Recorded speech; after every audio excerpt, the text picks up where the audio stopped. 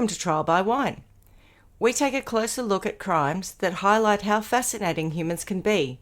Schmitty, Swanny and Clarkey visit crimes and run them through their jury of three, debating both sides of the case to agree an appropriate, if totally fictitious, sentence. Please be advised, Trial by Wine may include explicit or disturbing content and will include drunken rambling. Listener discretion is advised. All right, how are we? Highly strung, I think, would be fair to say. I've got a lot going on. I'm about to take my mother away for her 80th you're birthday. Going away. That's right, yes. And I'm wedged between having had my twins get back from Japan a couple of days ago, and then mother and I I leave in a day. And it's sort of like getting them back, getting that all sorted, getting the house set up, getting myself ready and getting out of here. And, I'm walking around doing things and thinking, well, that won't happen again for another bed won't be made for another week. That won't happen for another week. And I thought, you know what? It is what it is. I don't have to worry. I just got to get out of here. We must be living, for different reasons, a parallel life, because today I vacuumed and thought that's the last time this house is going to be vacuumed in about 8 to 10 weeks, isn't it? Well, you won't be getting around too much. You won't make much sense, darling. Don't worry about it. I had the same thought. I thought, just que sera, just let it go. Don't worry about it. You can vacuum it when you're walking again. You might need a little dust buster for around you in the bed. I might. I actually asked my sister if she wouldn't mind popping in once a week and just giving things a tidy so that my OCD isn't too triggered. But yeah, same sort of thing. I spent today tidying up, thinking that's not going to be done. And every clear space that I made, I thought that'll be filled by the time I am back out here. Well, I was thinking, I arrived back on Mother's Day and I thought perhaps I could just say, I don't care what happens in the interim. Do whatever you have to do. But if I could just return and you have done the washing and I have a clean kitchen, everything else I can manage. But I can't walk into that. Can't they book a deep cleaner? Can't they just book a cleaner? No. I have the cleaner lady coming whilst we're the day I leave and whilst I'm away. But it's 4 men in a house who really are used to being, 3 teenage boys. We'll see how we go. Look, you win. I've only got one in the house, and yet I still, get cranky about what is it? Riddle me how when you've got a dishwasher. Riddle me. That is no more than 2 feet from the from sink. the sink. The food, all the plates go in the sink and stay there. You just put them in the wet cupboard, otherwise known as the dishwasher, and leave them there. They'll get cleaned. I don't understand it. I just don't understand it. And he says, oh, well, I like to let them get wet. I'm like, all right, but it's not like you're rinsing them off and putting them in. You're just leaving them there for the fairy to come. I think and it's clean moistened them, up enough. I think we can put it in the wet closet. I like thinking of it. It's a toilet, isn't it? A water closet? Yeah. A wet cupboard. A water closet, yeah. Water closet. My wet cupboard. That's where I hide all the dirty stuff. Yeah. Yeah. I think they're moist. Anyway. I think they're damp enough now. I think we can transfer them across. I think we can. Yeah. And what about you, Clarky? How are you? He is here for our listeners. Sorry, yes, I am here. We're having some technical difficulties, so I've been letting you two, on the TV shows when they do that sort of extend thing, fill in the gaps. Keep chatting, keep talking. I was very happy for you to do that. Yeah, no, well played, you two. I think I'm good. Swanny, I think you said you were feeling, what was frazzled. It? Frazzled, yeah. I think I'm feeling a little the same. Yeah. Yeah, we've had a mad dash from work to here to technical difficulties to all systems go, lights, camera, action. I saw it on your face. I thought, oh, it's all right. It's all right, Clarky. It's all going to come together. It always does. Yeah, that's fine. Right. Exactly right. Yeah. Anyway, Stu's gone. He's cracked it and gone to bed, I think. Not cracked it, just gone to bed. 6:30. It's hard to it's hard to podcast because of where we sit. Yes, He's got really no other options other than to go and do that. Yeah. Anyway. All right. Oh, well.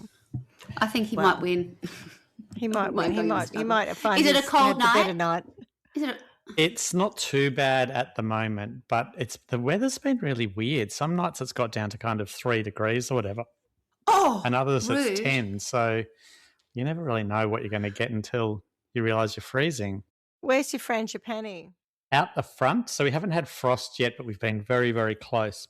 But the next week says it's 10 and above as a minimum, so should be all right.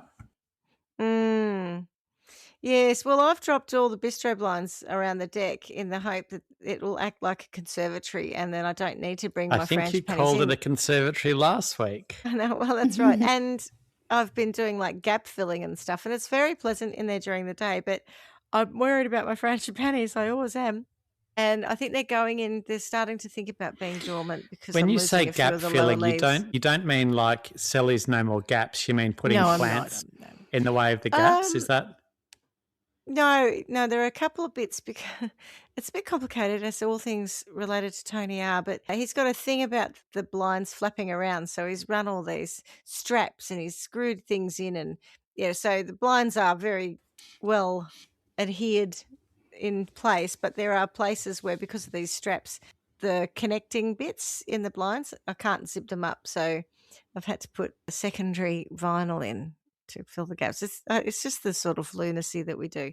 Anyway, I'm thinking about getting Tone to bring the frangipanis in now because I think it might be time. I don't know why I'm so obsessed with these two plants, but I'm obsessed with these frangipanis. Probably because for the first time in my life, I've been able to get gardenia to flower and frangipanis to flower.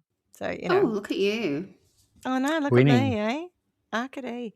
Anyway, boring. I suppose we should introduce ourselves. I'm Schmitty. I'm Swanny. And I'm Clarky. And together we are Trial by Wine. And what are we drinking? Not wine. Coke Zero. First of the day. Good for you. Oof. Nice, fresh, cold can. I'm just on the pure sparkling and not champagne, just sparkling water. Just sparkling water. Not even flavoured this time. Gosh, frazzled. Did you make it yourself? It's SodaStream's fine. Is it it's a homebrew? It's homemade. Homebrew. Yeah. Homebrew. Yeah, it's like, everything sounds fancy if you say it's home baked or it's homemade or it's homegrown. It's homemade sparkling. It's homemade sparkling. Home pumped. Beautiful. What about you, Schmitty? Pumped. Home gas. I've just got flat water in a SodaStream bottle. What? A day somebody is heading from to surgery. Yes, and I'm not allowed to have any alcohol. Didn't think a couple of pirate juices would. No, are you allowed to set you have up? sparkling? Yeah, but I just didn't have time to worry about it. I just grabbed this because that's what was there. So I don't mind. I'm happy. I've got to hydrate. Swanny, have you got a story for us? I do have a story. Awesome. Okay, so for today's story, the sources are the Cinemaholic, the Washington Post, Power, Privilege and Justice, episode 1 of season 1 of My Pretty Little Secrets, an episode called Behind Closed Doors. I listened to, not really, I sort of had a brief listen to I guess it was a podcast, it was on like YouTube, called One Last Family Weekend, but I didn't really spend much time on that. And then unfortunately, Clarky, no Wikipedia, nothing. What? You hear me? No one's done the work for you. No one's done the work for me, so it might be a bit light on. I mean, to be fair, none of those sounded like sources, so I was kind of just going, It has been a problem. So I'd seen an episode when I was doing a little power walk the other day on the treadmill, and I thought, this is quite interesting. Maybe I can do that. Surely there's more information elsewhere. Well, no, not really. There's not a hell of a lot. And some of it has been conflicting. Like, I've literally got to the end and gone, right, I think I understand that. And then something else has come up. I'm like, that's kind of significant, not what's been, described elsewhere. So anyway, I'm going to tell you it as I can understand it from the different sources that I've got. But there's not a lot of written work to work from. So forgive me if it sounds a little bit basic at times, but it's kind of trying to paint a picture of how we got to a murder. And the murder is of a woman called Diane Pikul. And if I don't tell you that now, you're going to work it out in short shift anyway. So I may as well tell you that. And it also means that I can tell you there was one other little thing that I saw on YouTube, which was called The Murder of Diane Pikul. But again, none of this has a great deal of information in terms of anything that's not in these sort of little, what do you call them? When they do a sort of a reenactment. Just little articles. Yeah, there's lots of little reenactments where I think, a lot of it is sort of a little bit of creative license, I think. Yeah. And I sort of think, I don't know how much of this you can really take. So I've tried to use different sources that I've got, and the more sort of so the Washington Post, again, what it had was, again, not a description of the crime so much as what happened afterwards, but I've tried to use those ones to a little bit more effect.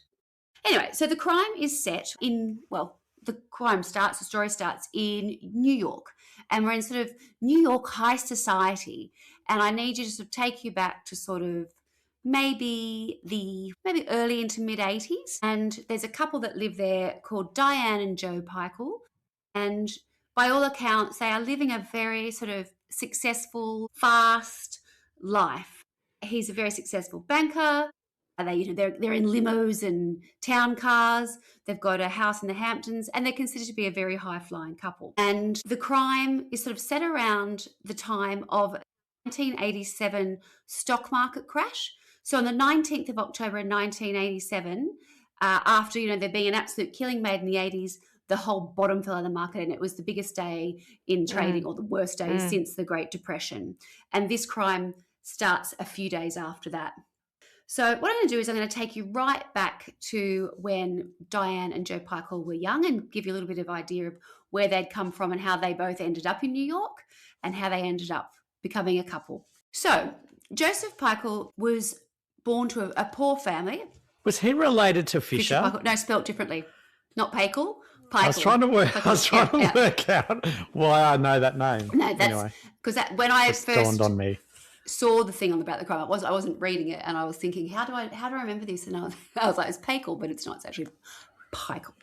Okay, so Joseph Pikul was born to a poor Polish immigrant family in Massachusetts in the US, and he had sort of a dad who was an aggressive drunk and not a particularly nice childhood. But by the time he'd got to high school, he was a very strong student, and he was in the football team and the glee club, and also strong academically. So by the time he finished high school, he was offered a place at Northeastern University, which I'd never heard of. I only thought there was a Northwestern, but there's a Northeastern University in Massachusetts. And off he went there and studied, and by all accounts had a very sort of Eastern Seaboard university life, and met a young girl by the name of Sandy Jarvinen, and this sweet girl would become his first wife. So they were married in around 1960. And at that point, they moved to New York for like the big next chapter of their life. Post-uni, freshly married, and, looking for adventure, looking for success. And sure enough, Joe Pikul arrived at the right time, and he went straight to Wall Street and started work as a money manager. And I've seen it described as sort of like this period where things were really starting to whip up. It was the 60s, and he was right place, right time, and was a very shrewd and aggressive financier. And by the end of the 60s, leading into the 70s, he was already a multi-millionaire, which would have been very significant. That's a lot. At that time. Even for New York, I think that was impressive. So he was very much a self-made man and was respected as such. And certainly in the financial press and by his peers and colleagues, people knew what they were getting. They said that he trusted his own counsel. He was very much a man who made the decisions based on what he thought was right. And I think people really respected that. I don't think it's someone who's come from, we know he's not someone who's come from privilege, but a lot of those things where you talk about society in New York and, certainly in the UK and that as well, it's where people end up because they've been generations or their father's been there or whatever else. This was absolutely not the case. He came in, there was opportunity, he saw it, he seized it, and he really made a killing out of it. Probably bad use of the word.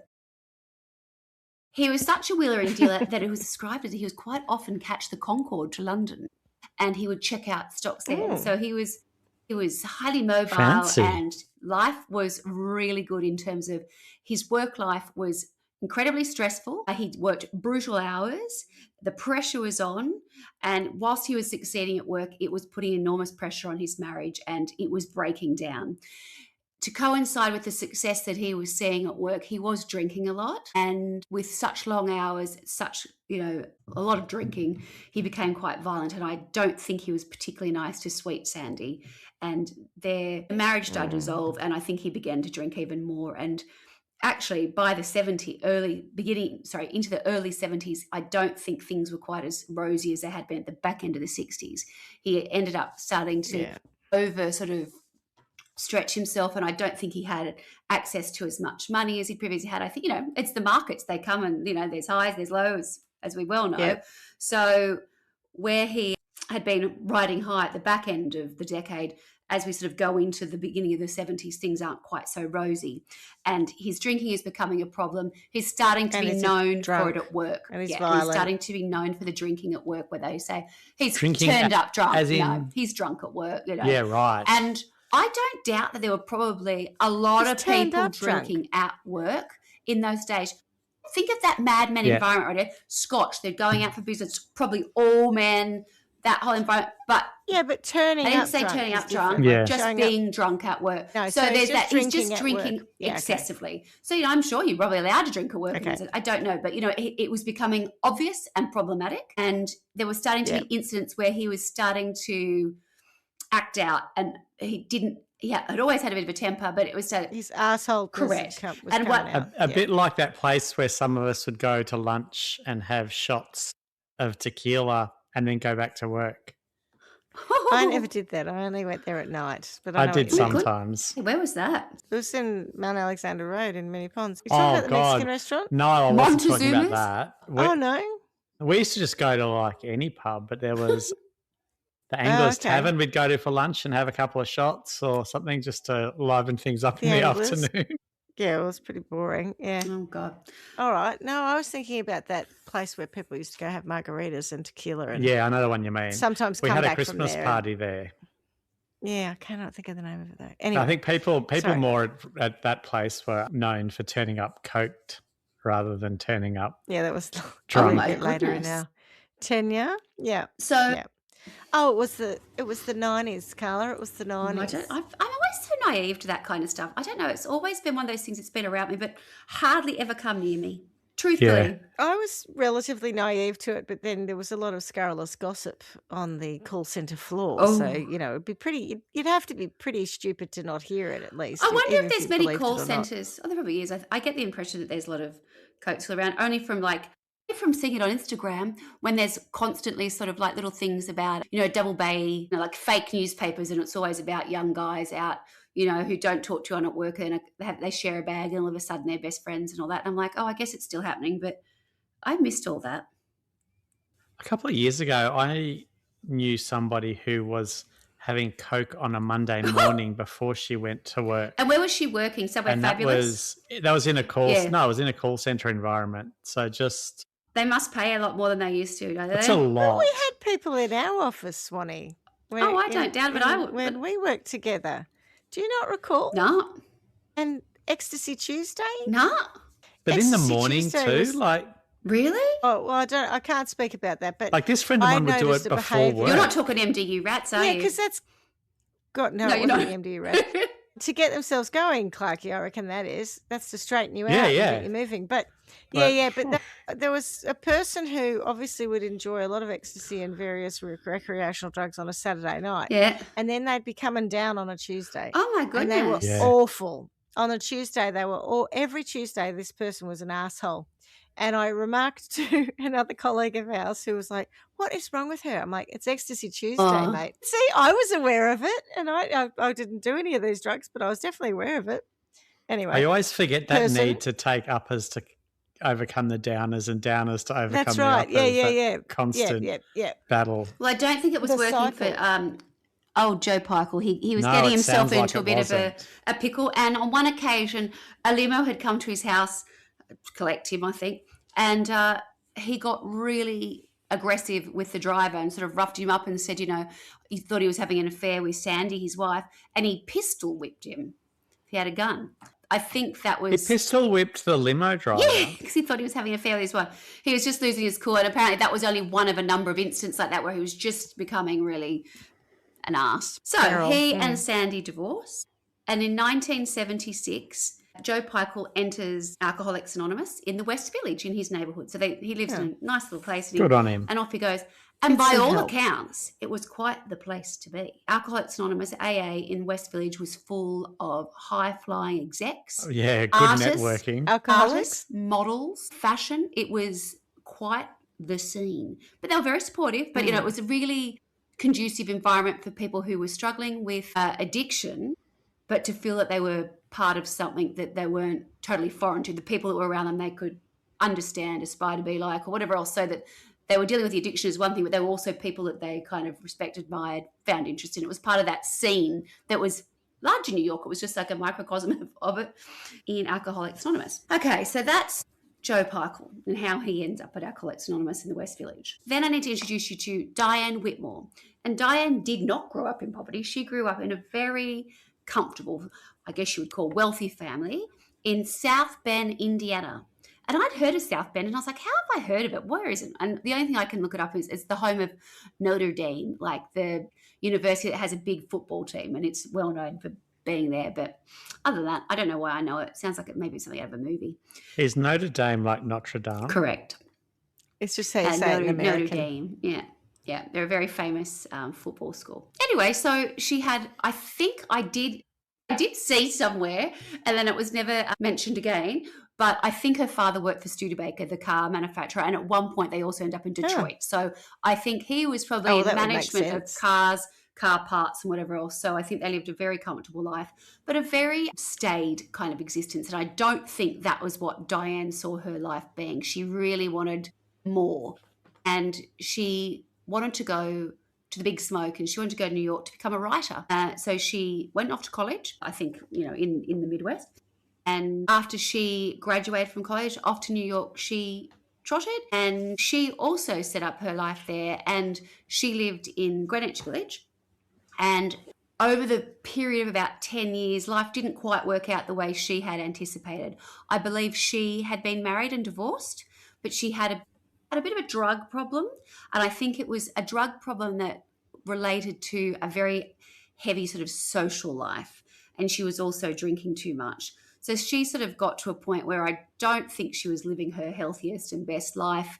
And I think the fast pace of Manhattan had kind of caught up with her. So Diane Whitmore walks into the AA in West Village. Oh, what a nice place to meet. Exactly. What a meet cute that is. It is a meet cute.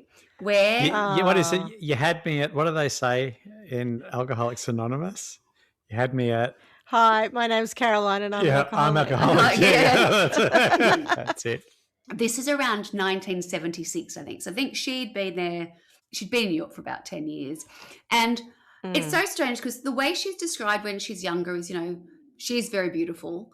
But, there's an innocence to her just because of her background, really, very, polished, well put together young lady. But that's not really who she wanted to be, I don't think. So when she got to New York, she was much more, she's probably at that right age, probably in her 20s, very sexy, very vivacious, very social, and also really did want to live quite a nice life, in terms of she liked the trappings.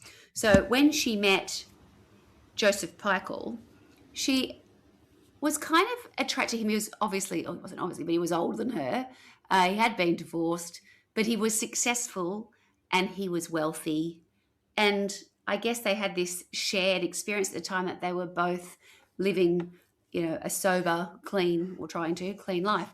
I say that, but the very first photo that I've seen of them online is the pair of them cheesing with champagne. And I'm like, and then all the photos that I saw of them, and I can't exactly place them for which year it was, but I don't know that their sobriety lasted long or how that worked or whether they were managing it some way. I don't know if it's that black and white for them, but they left Alcoholics Anonymous and went to Alcoholics Public.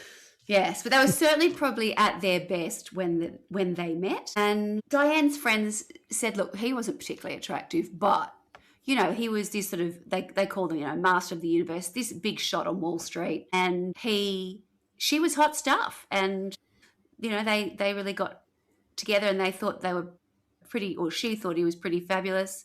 He thought she was pretty fabulous. And, within a very short period of time, she was pregnant. So they went on to get married, and they were married in 1978. So they would probably, maybe they'd been together for a year or so at that point, maybe less. When they got married? Yeah, when they got married. She was pregnant when they got married. So they went on, they had 2 children.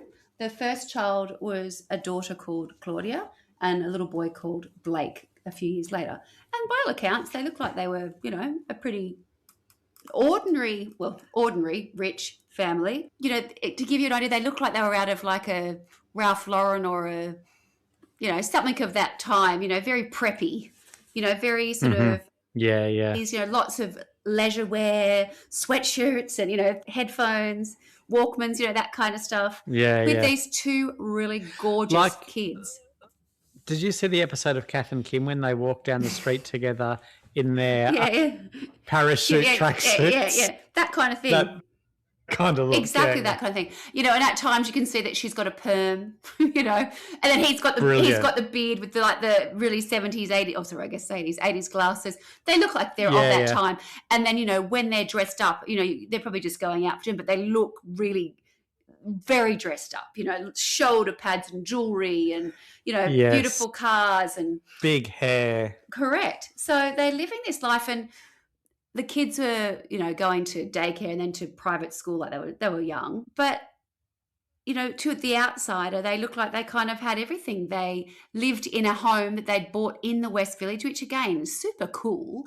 It was some historic building. So you can imagine a lot of character, like really living that New York life. And, it looked really rosy from the outside. Things aren't always the way they seem. And they might have had the townhouse it wasn't really a townhouse, but the historic house that they lived in the West Village. And they also had a summer house out in the Hamptons. But their marriage was starting to get a little bit challenging for them. And so roughly about 10 years in, things start to unravel. Joe becomes more controlling, and the one thing I don't know is if they're drinking on it. I can't really get a handle on whether that plays a role or not, but he doesn't really like her doing anything that he's not aware of.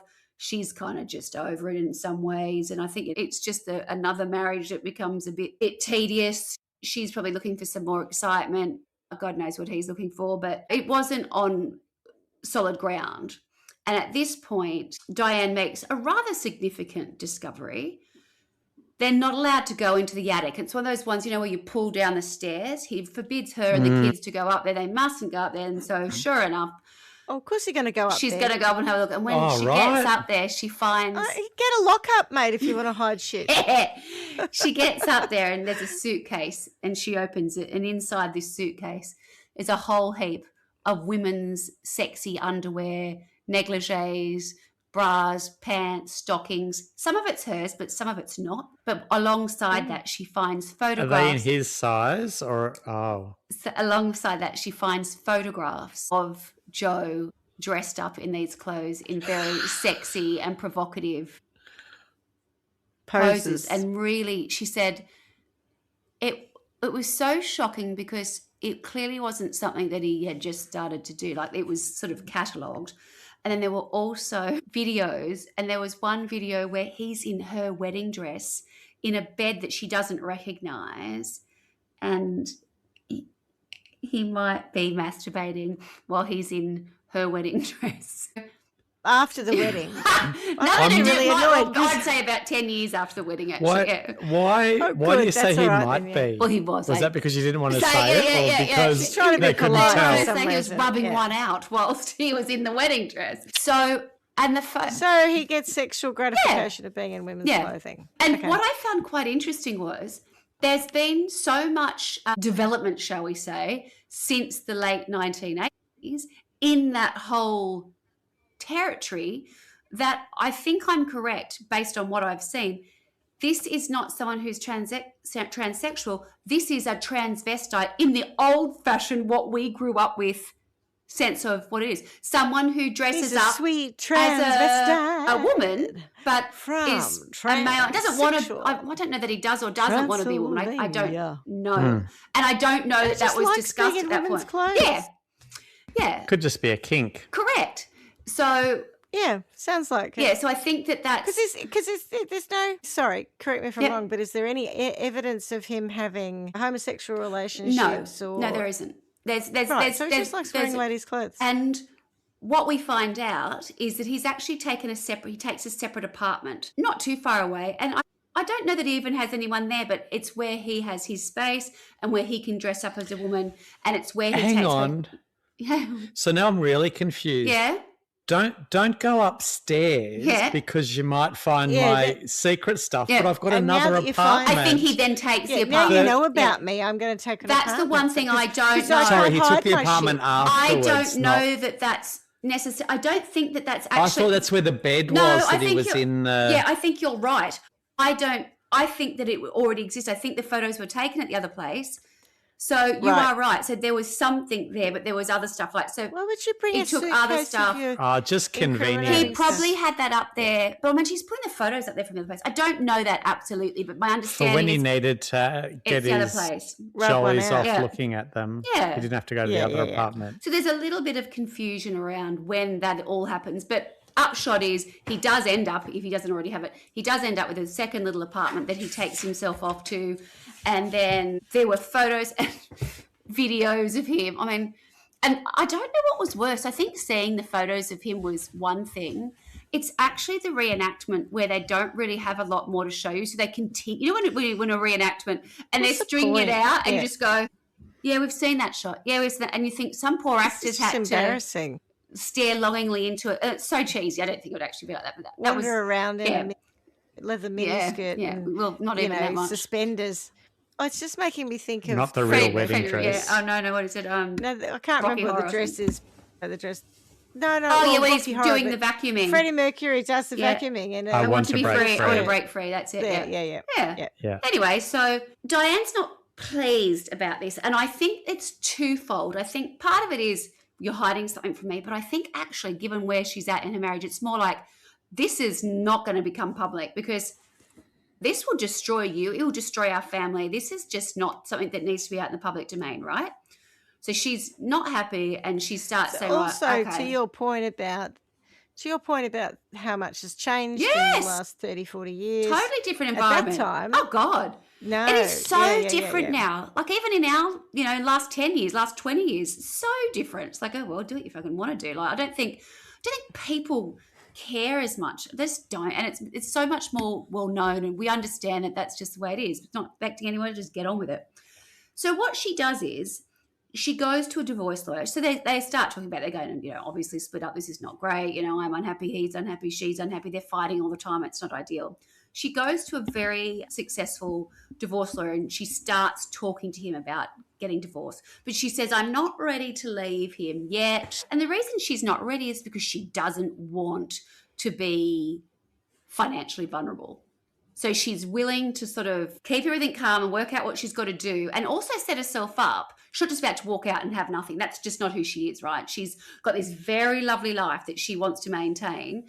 So she goes to the divorce lawyer and she hands him a sealed envelope and says, I don't need you to open this. I don't want you to open this, but anything should have happened to me, you'll need to. But other than that, just put it aside. And in that is photos or the copies of photos and the video and whatever else. So he actually has it from quite early on. Where things get a little bit confusing is I have seen one account that has nothing to do, where there's no mention of this at all. Then I've seen another account which says he suggested that she was blackmailing him. So she would, I've got the information. If you don't give me what I want, I'll let the world know. You're not going to be able to go back to Wall Street. You're not going to be able to do anything. I'll destroy you. But I only saw that once and as a footnote. So I don't actually think that was the case. I think they were really going through a situation where she was trying to get herself set up. Where I think it gets tricky is I think he could see that she held all the cards because if she chooses to, you remember we're going back to the late 80s and he says, my husband's a transvestite. I want custody. I think she would have been in a pretty strong position, right? Versus now, I don't think it's quite the same. She knows she's got the video or seen all that stuff. She's got evidence.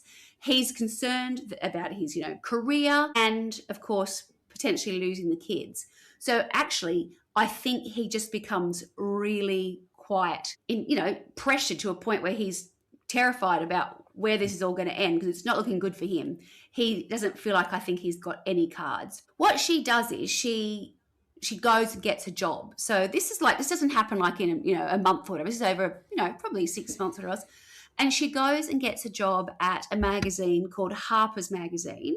And she's like an assistant to one of the directors there. And she loves it. Is that any related to later Harper's Bazaar? I don't know. Probably would have been. But Harper's Bazaar is Harper's at was that more of an English one, so I don't know. But, it'll be, a big, it's a publishing, it's more of a publishing house, I think. So it's not like a magazine I know. But it might have been.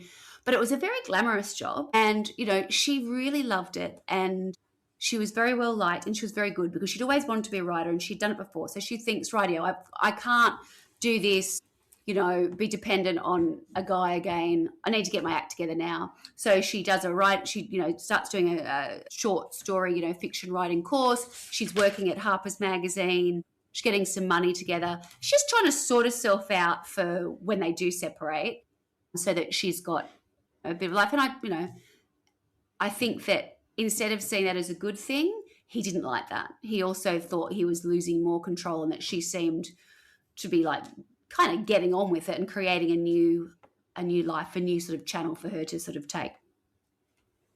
So far out. Get over it, mate.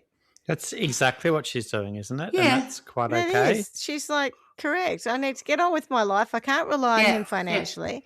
What is wrong with this? Yeah. Yeah. I don't care if you don't like it, mate. Yeah. Anyway. So they head out.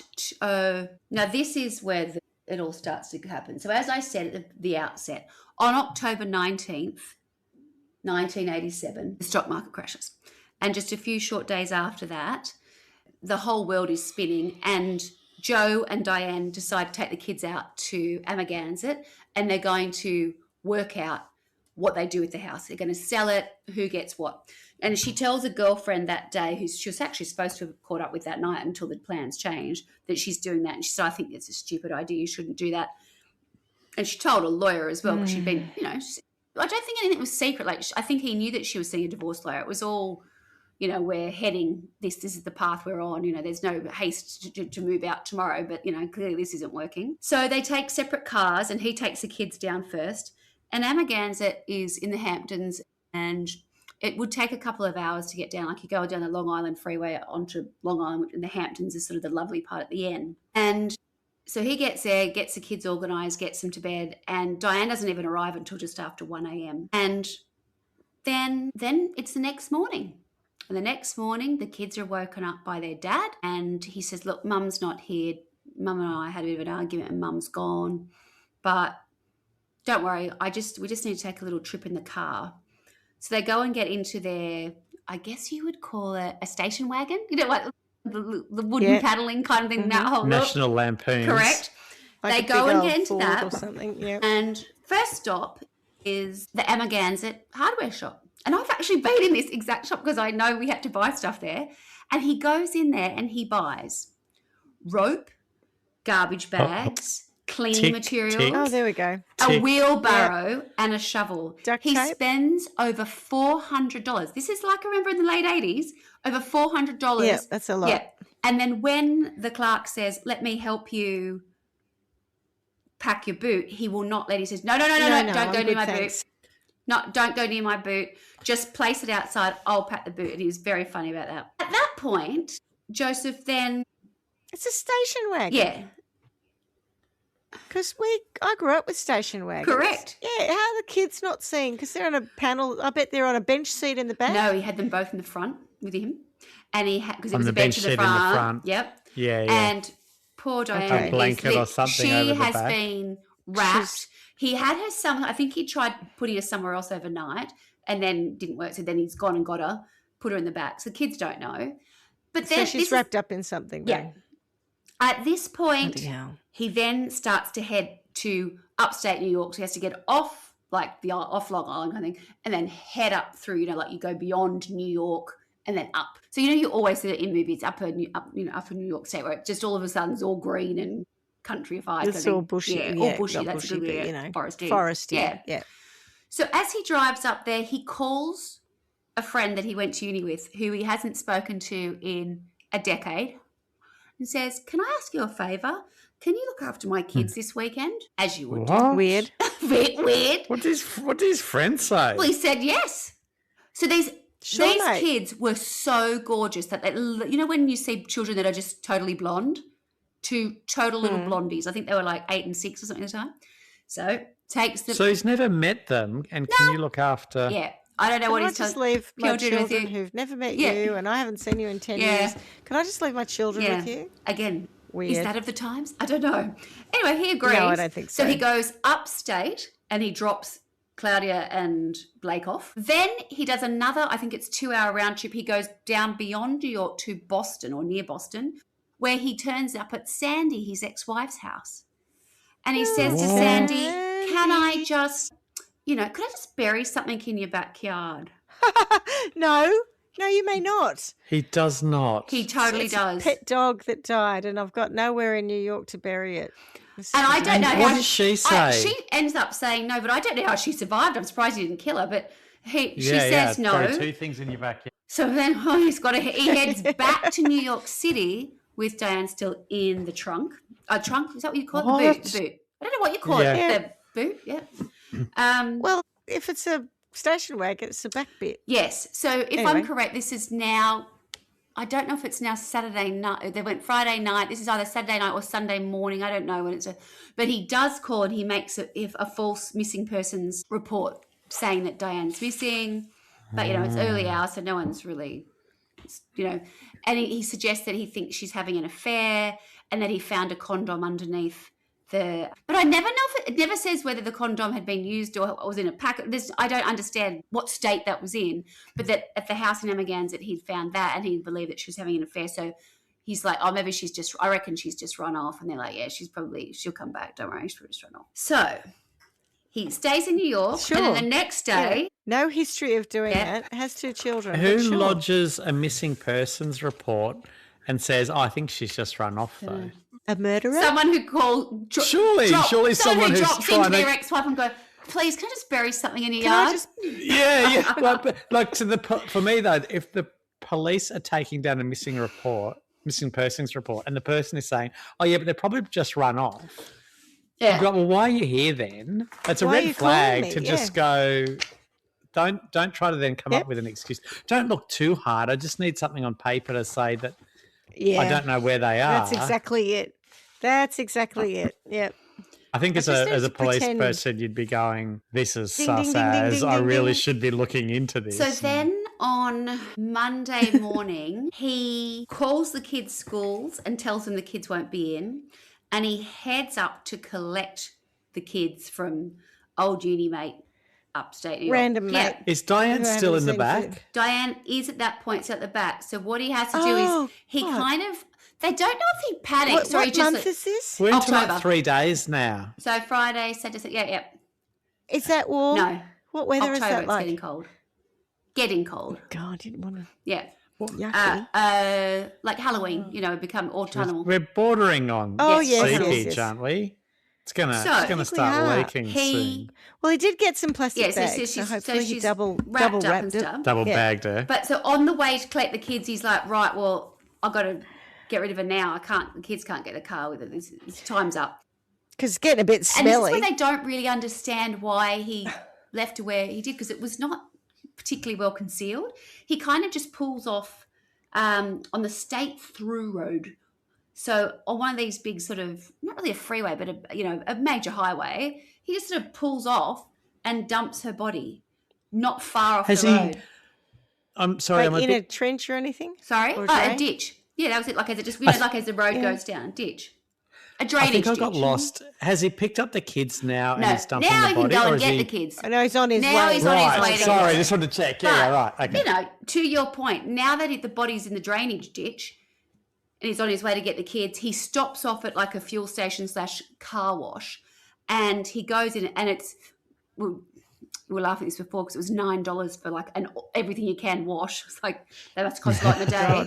$300 exactly. Now. Yep. And then so he goes and he pays for that and he says, I'll pay whatever it takes, but you need to clean the boot. Because there's a smell in here that's going to outlast religion. Yeah, and so this guy goes and cleans it and he doesn't say it smell or anything. Guard. He just says that he had to... the guy kept coming, Joe kept coming and checking on him, just making sure, is it clean? Can you get it clean? Can you get it clean? I'll pay you whatever it takes. Just get it clean, get it clean, get it clean.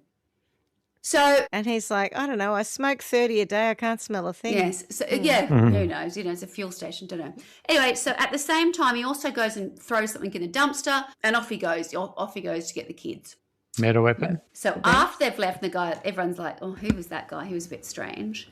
The attendants at the service station / car wash, whatever else, they go and have a look in the dumpster and think, well, what's this? And what they find in there again is like a suitcase full of ladies' clothes. Of ladies' underwear. Oh, my God. Don't tell me. It's his special suitcase. But it's his stuff because it's a men's size. Like they were saying there was a pair of shoes there that were huge. Ladies' high heels that were like, size 12 or whatever else it is. I don't know how to describe that. Would have been hard for him to get, and the heels all snap. I've seen kinky boots. I was going to say, you'd think that he has to, you want to throw those. That would have been hard to get. Although, to be fair, he was in New York. Maybe you're going to get them anywhere. I guess that'd be the kind of place back in the 80s. There were probably shops dedicated for that kind of stuff. Not like downtown, I don't know, Perth. I think you'd struggle. Well, maybe not so much these days, but you know what I'm saying. He didn't have to wait to get it on Amazon. So he's dumped the body, he's cleaned the thing, he's got the kids, and he's thrown the stuff in the dumpster. And upon finding that, so these attendants find the ladies' lingerie, and there's a credit card in there that is Diane's credit card. So they call the local police and say, look, we think something's not right.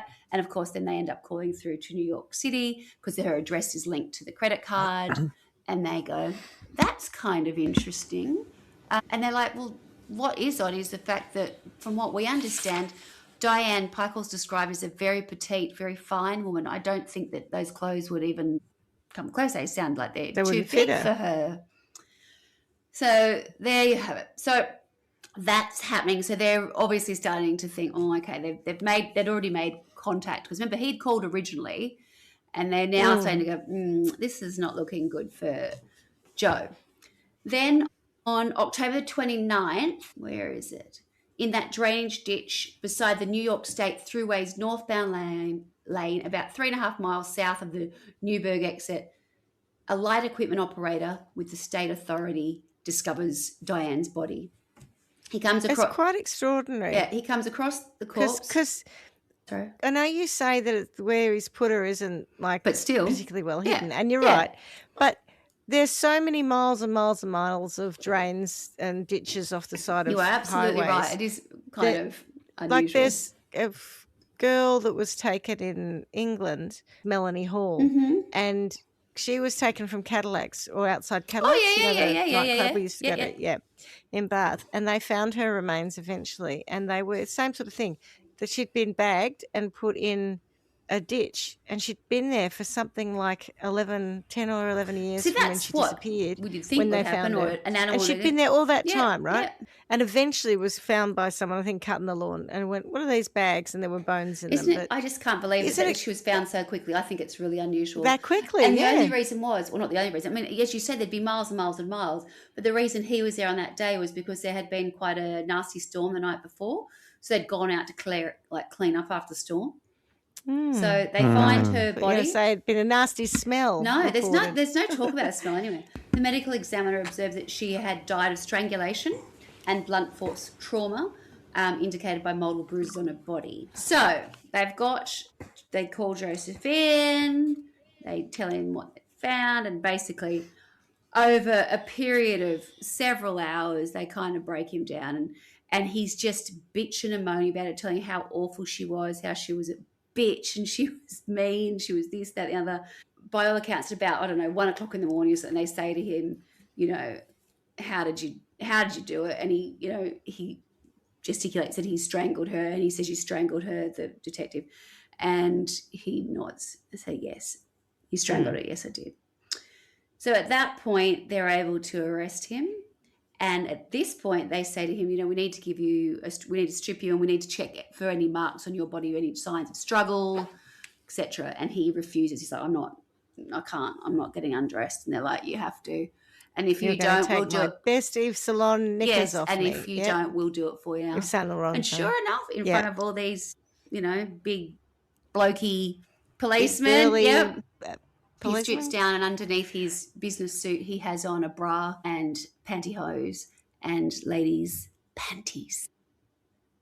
Ugh, stop it. And they're like, okay. He's got his knickers from Yves Saint Laurent. His briefs. His briefs, yeah. Briefs. Boy cut? Yeah, so he's admitted that he has strangled her, but he said that he did it in self-defense, and that it was she that was crazy, and that she was coming for him with a knife. And when he was initially spoken to, he did have some marks on his hands, and he said, that was some roughhousing, with the kids or whatever else. And then when he needs to have like a defense or whatever else, he's like, oh, no, that was the knife that she had or whatever else, and it was because of that. So he ends up on bail, $350,000. And some of the things that they found very interesting were that he gets full custody of the kids.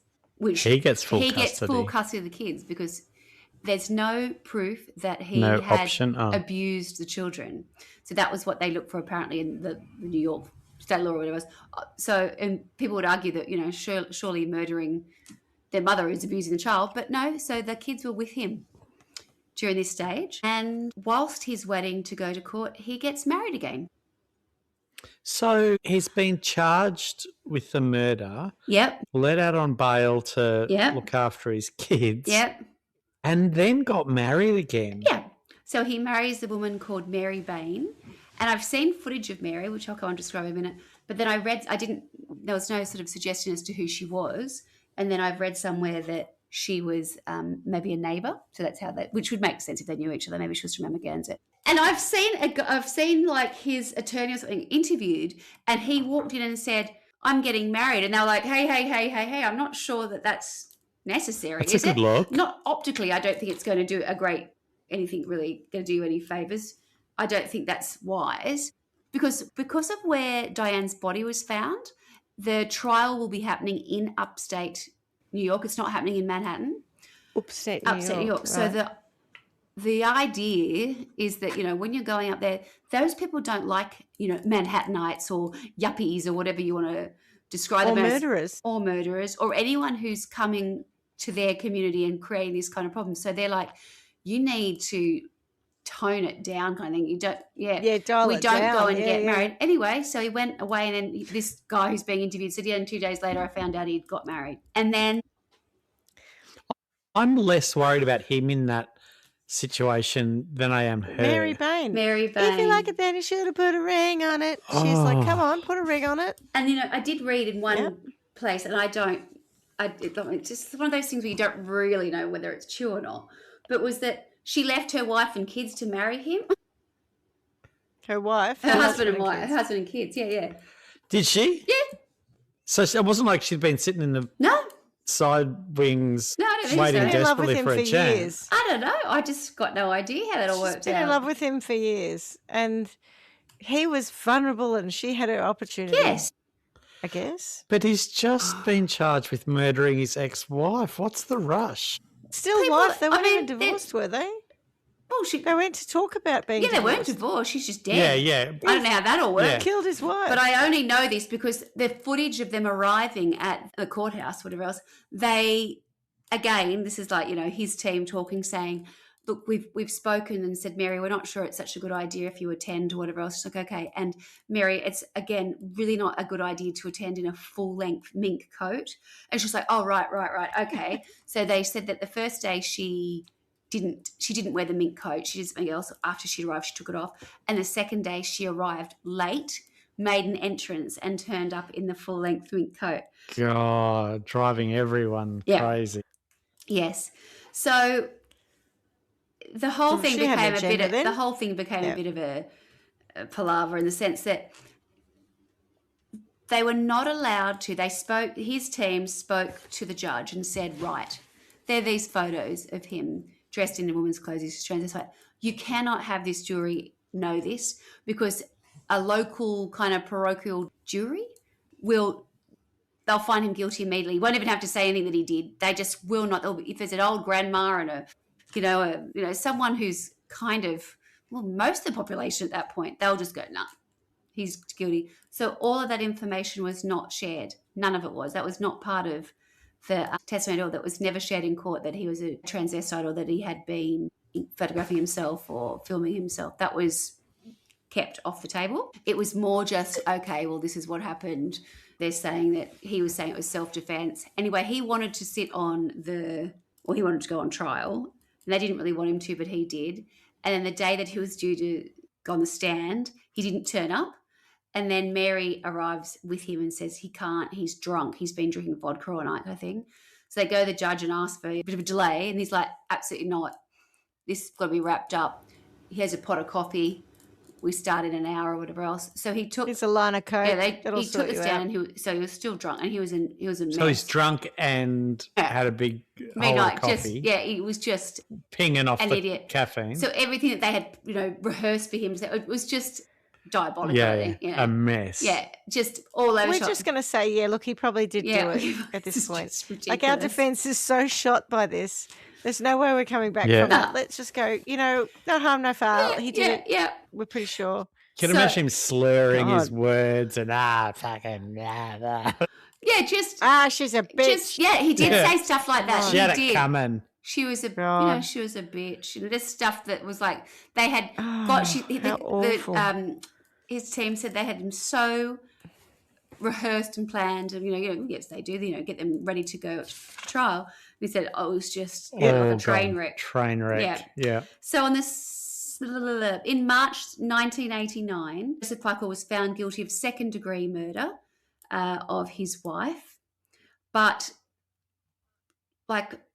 within, days that they went to appeal because Mary produced a recording of Diane threatening to kill Joseph. So he had been taping her. He had private investigators following her and whatnot for a couple of months. We thought she'd get a boyfriend, this, that, and the other. And he had been secretly recording some conversations. And in one conversation, she clearly says that she's going to kill him, she's going to stab him with a knife, whatever else. And the prosecution, no. That was definitely her. It wasn't something that Mary made up. No. And I don't know why Mary had it, but Mary was the one who brought that's what I was thinking. Had brought it to Joseph's team. And he's like, why am I getting this now? So he takes that to the judge and says, look, I've just been made aware of this. So then they're going to appeal.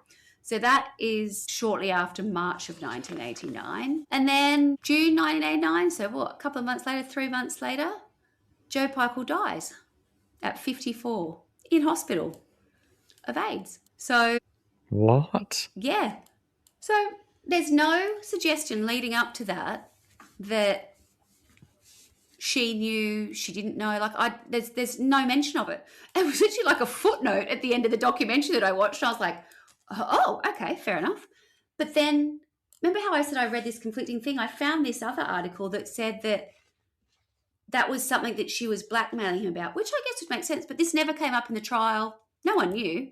So I don't. Who was blackmailing him? She was. She knew that he had AIDS. Diane. Yeah, but Right. But again, none of this came out. He didn't say this. So I don't know if it was just all these secrets that he couldn't share and she did know or whatever else. I don't know.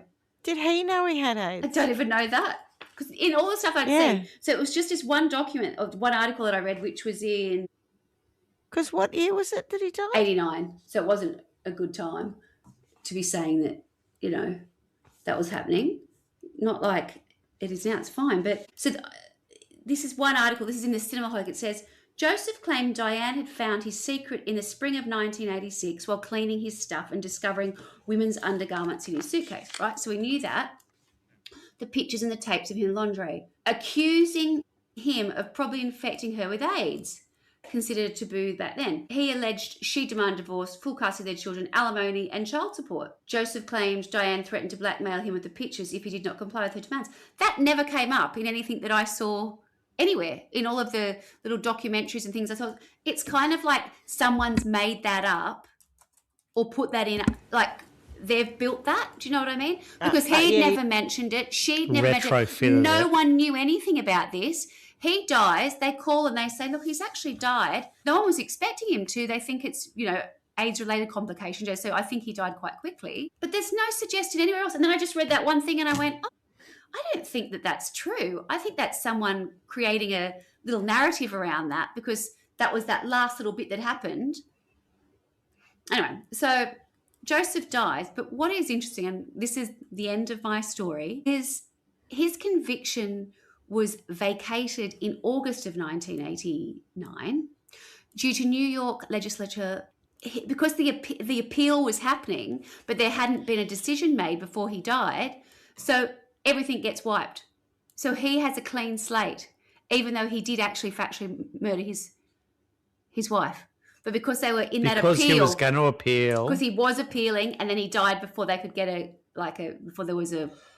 That's a weird law, isn't it? So a lot of stuff. And I couldn't see things. There were a couple of articles on the New York Times where they were talking about how there were two things that came about as a result of this crime. One was estate and who has rights to an estate if one of the partners murdered the other person. You'd think that they don't get it. Well, apparently they can still potentially get it. So there was legal wranglings around that and different precedents set as a result of this case, because I think he was going to get Diane's estate.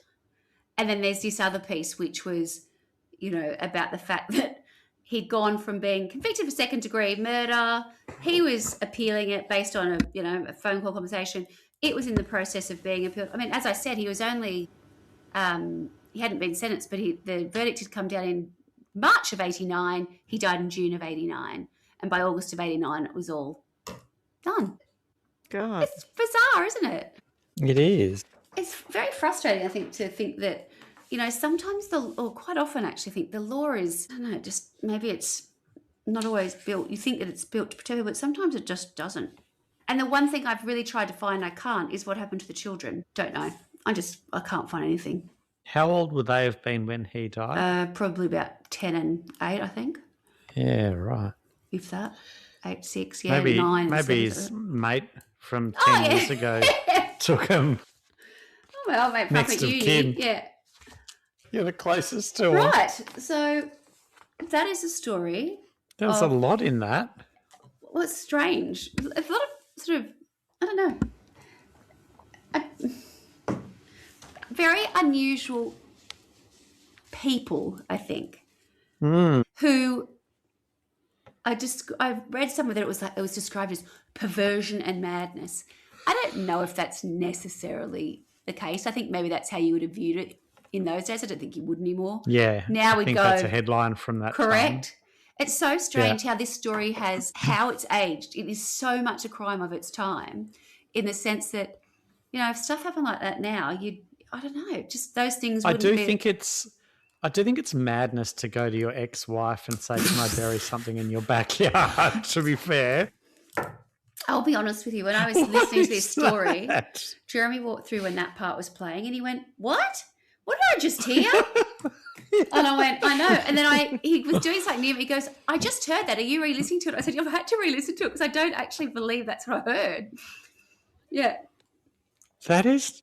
It's extraordinary. The kids... the kids of the old maid were... No, the kids didn't end up with the old mate. The kids went with a cousin, Mike and Kathleen. That's a shame. Oh. I think I like the other version better. Oh, yeah, old mate from the university came and picked them up and said, I've met them once. I've looked after them for a weekend. It'll be fine. I'll take them from We're there. besties now. Do you have a next of kin? Well, I've got this old mate. I'd rather that than Mary Bain having him. Oh, Mary Bain, her full length me. Sounds like a loon. Crackpot Mary. I just think she enjoyed perhaps the notoriety and being with him. And the money. Sounds like I don't know. a She wasn't a particularly attractive woman. She was a bit, I don't know. Rude. She just looked like she looked like she was sort of really, our day in court in her mink. I'm having my moment. Yes. And I don't wear your mink. I never thought I'll I wear would. it tomorrow then. I'll turn up late and I'll make a scene. in my mink. Yeah. I'll wear the mink, you wear my knickers, and we'll be fine. Oh, yeah. It'll be something like that. Yes. Oh, my Lord. Right. What a strange story. And yes, as you said, there was no hint of him being homosexual, but, he'd been married how many times? Twice? Didn't he? Oh, 3 with Mary, yeah. Mm. The third time, third time's a charm. Yeah, I don't. Crackpot. There's no one came out of the woodwork and said that they were, his partner or that he was doing anything. Oh, I don't know. I mean, a blood transfusion in the 80s any could of have those given things. you Yeah. AIDS. Who knows how he got it. Yeah. Yeah. It's only the thing about the wearing ladies' clothing that make you think there was anything of a sexual nature that might have caused it. I kind of assumed that's where we were heading, because when that was the reveal in the documentary, it was like, he wore women's clothes. Like, okay. And I thought, I know where we're going to go with this. He's, hosting people at this other apartment. No, they never said that. It was just like, he just over there taking photos. Okay. Just over there putting on his pantyhose, trying not to put holes for in when them. the internet comes. That makes me laugh. What women go, God, I really love doing that. The pantyhose. What a fucking nightmare. It reminds me, when Swanny was here, we went to the National Gallery for the Vivienne West thing. There was a man there who was dressed in women's clothing. Not part of the point, exhibition, actually. Not part of the exhibition, a patron. But, it's one of those things that nowadays you hardly even notice it, really.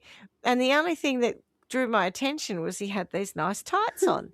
And I thought, geez, he's done well to put those on and not get a hole in them. And then when we got outside and there was more light, he actually did have holes in them. And it really it disappointed me. It really did. Because I thought it did. He had a nice outfit going on, because sometimes I look at people who are dressed in women's clothing that wouldn't traditionally normally wear them. No, I'm talking about people who wouldn't traditionally you'd expect to see dressed in women's clothing. And sometimes, I think if you're going to do it, could you do it better? Yeah. Could you actually look all right? I think that often. Can't stand it. I think that's so often. If you appropriate my gender, could you at least do it nicely? Don't you think that quite often? It's like, what's that? I say that about women who wear women's clothing too. Like, totally. And about men who wear men's clothing. Your own gender, whatever. But I do know what you mean. It's like, if you really want to be a woman, and I think, God, couldn't you have found something that it's a little bit more indicative of what a They're not saying they want to be a glamorous woman. I know. I want to be a slapper. Like dogs. Yeah, we've gone to the op shop and got the oldest nightie you could find and traipsed around town in that. Why are you wearing that, of all things? Anyway, but this man had actually quite a nice outfit on, but he had a ladder in his tights, which, disappointed me. But other than that, in this day and age, don't really care two hoots about it. Swanny was looking at the crowd going, oh, it's so very Melbourne. It was a very Melbourne crowd. All in black. Yeah, especially the women. The women look very Melbourne, like very arty and just like interesting haircut, interesting shoes. Not like Perth. Yeah, a little bit lesbian. Yeah. I'd say too. Yeah, probably, yeah. But that's all right. I got nothing against that. I just think this man's awful. I think it sounds like they were, let's face it, the meet cute was in our Alcoholics Anonymous, so it sounds like they were both probably a little bit self-destructive anyway. And that's the thing, it's hard to get a real sense of what Diane was really like, because I'd be honest with you, I've seen her portrayed both ways. I've seen her, she was really quite loose and she liked dangerous men and she'd been in bad relationships before. Well, that might have been the case. She's in her 20s, who kind of hasn't. At the time, and then there was all this sort of suggestion that she was such a wonderful mother, but he had made claims much earlier when the divorce came out that she wasn't such a crash hot mum, in the sense that she was often doing what she wanted to do. The kids were always with help or in daycare or nannies, whatever else he paid for everything. It's the 70s though too. 80s in this case. Sorry, but not to cast shade on my own mother and her parenting. Mum was at home with us all the time, but it was just a different time. We're Gen X, right? We're latchkey kids. We all went outside and rode our bikes till night time. Mum was working and most of our mothers were working and, and so it was kind of a thing. And the working woman thing, there was very much women's liberation was a big movement, and women were trying to get jobs and women were trying to do things for themselves. And so kids did have to fend for themselves. And it sounds like Joe's a bit of a fucking I think Joe twat. Really would be a not very nice character.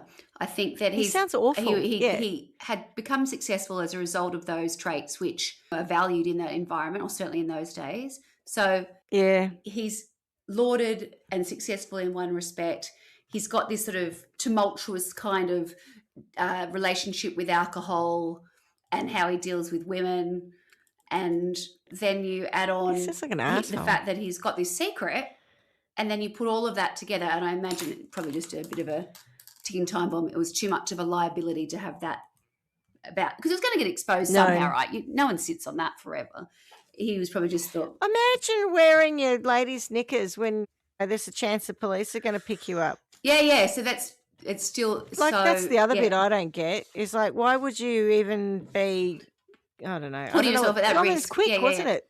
Because they feel good. Yeah, but you're right. Like you've just murdered your wife and things are closing in potentially, but you still think as a priority, I've got to wear those I stuff. put my that pants that on. probably tells Yeah. you a lot about his mental state in terms of how he viewed it. It probably I was think essential. driving 2 hours to his ex-wife's house to ask if he can bury his That to me current is the wife in the sticking point, right? backyard.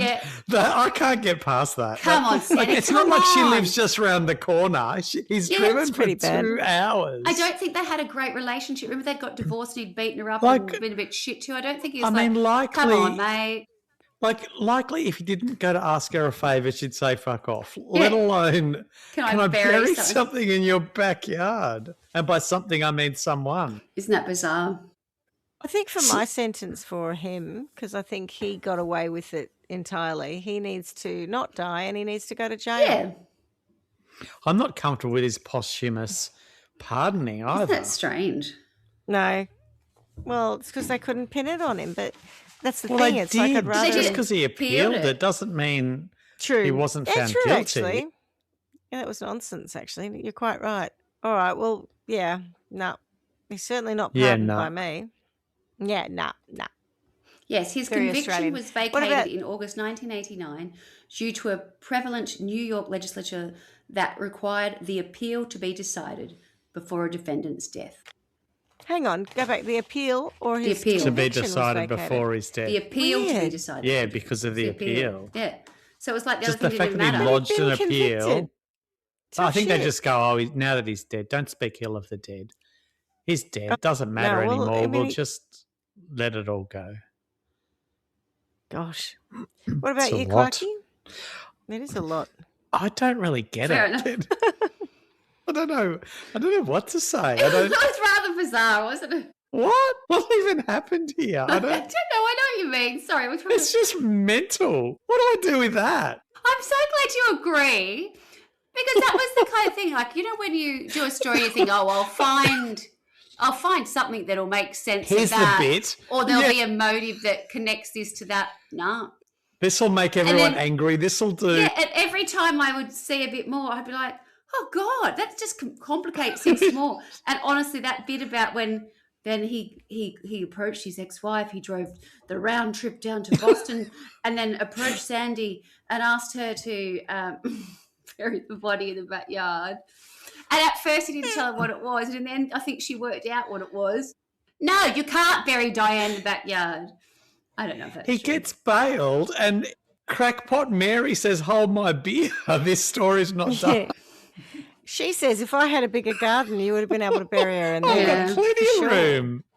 Isn't that shocking? God. Yeah, I mean, I don't know. I think, of course, I don't like the fact that he's killed his wife. I don't understand why it happened. I can't kind of get my head around that. Yeah. So, yes, Schmitty, I agree with you. Definitely jail. But I think some just very don't not know what sexy to- underwear. I don't know if this is.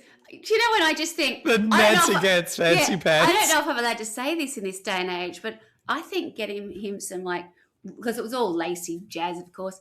What about a pair of, like, really jockey, you know, really sensible cottontails, ugly The big nana undies. that- Yeah. that Nana don't feel undies, yeah, the sexy ones or I wear. lacy Yeah, or feminine or anything. Yeah, Just that are some probably big girl pants. stretched out of Yes, shape too, so they just don't gr- even yeah. fit properly. The thing, I don't know how that would work, but I'm like, Second hand instead of you might like that. You could, Yeah, you could might get, too. you I could don't know. have, I don't you know. could have it also made if we want to be really punishing. We could get him, like they used to make underwear out of like thistles and stuff for purposes of punishment. So he could wear granny pants made out of I mean, that's not horsehair or something, so it rubs. that's not the Oh, crime though. I mean, I'd rather take his hands off so he can't strangle his wife. yeah. That's so true. That's what I feel like. I'm being frivolous, and I don't really know what else to say. But yeah, he murdered. Well, I mean, I think you somebody. have to be right. It's a little bit crazy, but Yeah, I don't know. It's just so silly. I know. I'm sorry, and it's awful because we're laughing, but some poor woman died. But it's so of stupid. course, Yeah. yes. It's so silly, all the bits that go along with it. That you're like, oh, okay, all right. And how does that lead in? Oh, that doesn't really marry up with that. Oh, that doesn't matter. That's just something that happened. Oh, and then he just it died doesn't suddenly. feel Oh, no like one knew real that. life. No. Yes. Well, Wikipedia I don't- didn't take it yeah. seriously. Clearly, Yeah, obviously. they were like, "What? Nah, too hard. Don't believe it. Can't Don't join believe that together. Can't get a chronology Don't on believe that. Can't even describe that one trip. God. All right. Well, That was an interesting something. case. Thank you, Swanny. That was something, yes. Certainly Sure hadn't heard of it, was. so good one. I think we might have to all go and think about that one for a bit. So, as we say every week, miss you already. Ciao. Ciao. Bye. Thanks for listening to Trial by Wine. You can contact us at trialbywine@gmail.com. Please rate, review and subscribe to Trial by Wine on Apple Podcasts or wherever you get your podcasts. If you'd like to support us, you can become a patron at www.patreon.com, Trial by Wine, or visit our website www.trialbywine.com to donate to us. Your support will help us cover many more cases and apply wacky sentences. We really appreciate you listening and hope you tell everyone about us. Our cover art is by John Christo and music is by Beauchamp from pixabay.com.